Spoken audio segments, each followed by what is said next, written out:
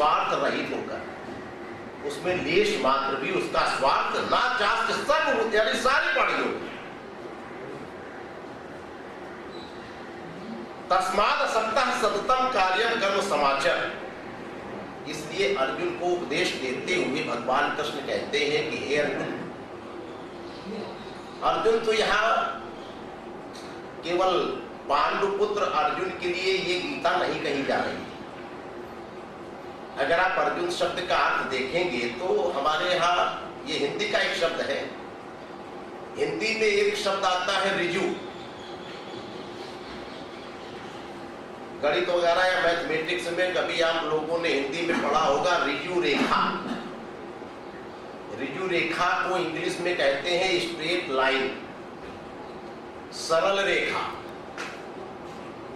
ऋजु का अर्थ होता है सरल, सीधा, और अऋजु अर्थात जो सीधा नहीं है, जिसका चित्त डावाडोल है, जिसका चित्त अस्थिर है, जिसका चित्त हिलता डुलता रहता है, उसे यहां अर्जुन कहा गया। अर्जुन यहाँ बैठा हुआ हर व्यक्ति है, ये सबके लिए गीता का उपदेश हो रहा है, केवल पांडुपुत्र अर्जुन के लिए हो ऐसा मत समझ लेना कि एक व्यक्तिगत अर्जुन नाम का कोई विशेष व्यक्ति रहा होगा, उसको गीता सुना दी भगवान कृष्ण ने। यहाँ तो अर्जुन को सुनाया गया, अर्थात जिसका चित्त डावाडोल है, जिसका चित्त अस्थिर है, हिलता डुलता रहता है, ये गीता उसके लिए। इसलिए भगवान कृष्ण कहते हैं कि हे अर्जुन अर्थात हे मानव, हे प्राणी, तस्मात् असक्ता सततम कार्यम। तू कोई भी कार्य कर, संसार का कोई भी कर्म कर, लेकिन असक्त रहकर अर्थात आसक्ति रहित होकर कर्म करो। असक्तो या चरण कर्म, इस प्रकार से जो आसक्ति रहित होकर संसार में कर्म करता है, जो स्वार्थ रहित होकर कर्म करता है, छल कपट रहित होकर कर्म करता है, परम आपनोति पुरुषः, वो बहुत जल्दी उस परम पुरुष अर्थात परमात्मा की प्राप्ति कर लेता है। यहां कर्म के द्वारा परमात्मा की प्राप्ति का प्राविधान दिखलाया जा रहा है। बड़े बड़े परम ज्ञानी, एक उदाहरण भी दिया आगे चल के, आगे इसमें उदाहरण भी आता है। भगवान कृष्ण ने अर्जुन को उदाहरण दिया कि कर्मणैव ही संसिद्धि मासिता जनकादया, यानी यहां ज्ञानी जनों के लिए भी शास्त्र विहित कर्म के लिए निर्देश दिया गया है।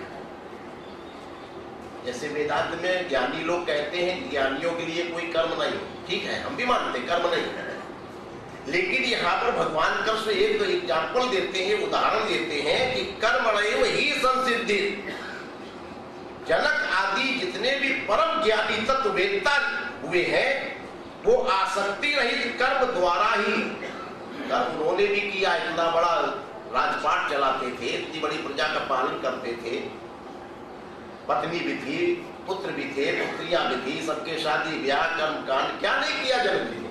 ज्ञानी होने के साथ साथ वो नाग दबा के जंगल में तो नहीं बैठ गए, कर्म भी करते रहे, गृहस्थाश्रम में थे, आप भी गृहस्थाश्रम में हैं।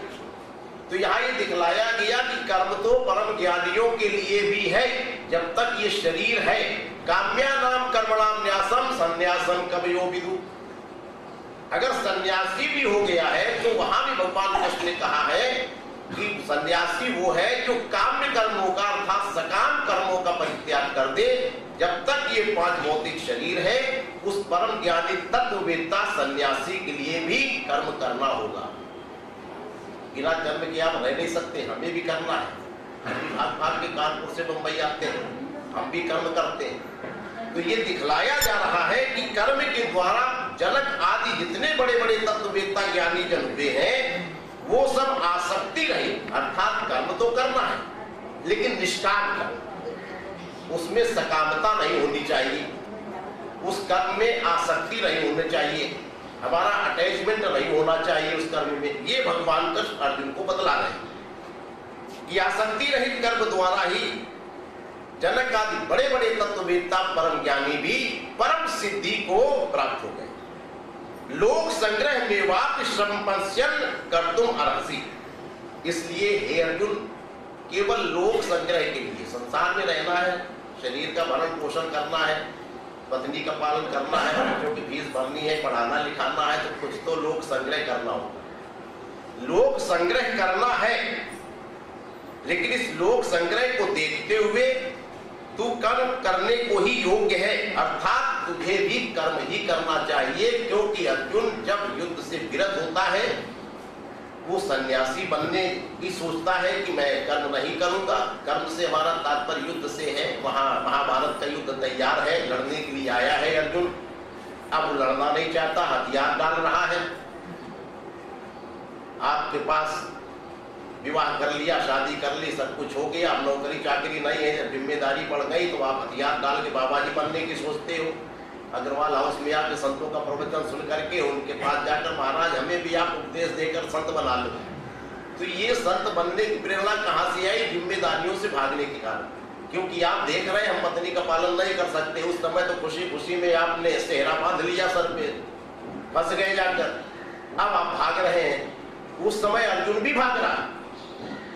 अर्जुन आया है युद्ध करने के लिए, लड़ने के लिए, तीर तलवार लेकर के आया, सब धस करके आया, सब कुछ आया, लेकिन इसका मोह अब आगे खड़ा हो गया। अब वो भागता है, युद्ध नहीं करना चाहता। युद्ध ना करने के लिए उसे सन्यासी का वेश ज्यादा अच्छा लग रहा है। जो अपनी जिम्मेदारियों से बचने के लिए संसार में आपको बाबा बनना ज्यादा अच्छा लगता है। संतों के पास आकर आप भी कहने लगते हो हमें संत बना लो, महात्मा बना लो जी।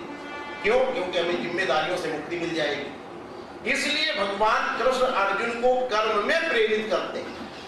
वो देख रहे हैं कि अर्जुन आया युद्ध करने के लिए, युद्ध करना नहीं चाहता, तो जनक आदि ऐसे तत्ववेत्ता परम ज्ञानियों का उदाहरण देकर भगवान कृष्ण ने अर्जुन को कर्म करने की यहाँ पर तीसरे अध्याय में प्रेरणा दी और कहा कि तू कर्म करने के योग्य है, तुझे कर्म ही करना होगा और तेरे लिए कर्म का मार्ग ही उचित है। कर्म करते हुए भी तू उस परम पुरुष परमात्मा की प्राप्ति कर सकता है।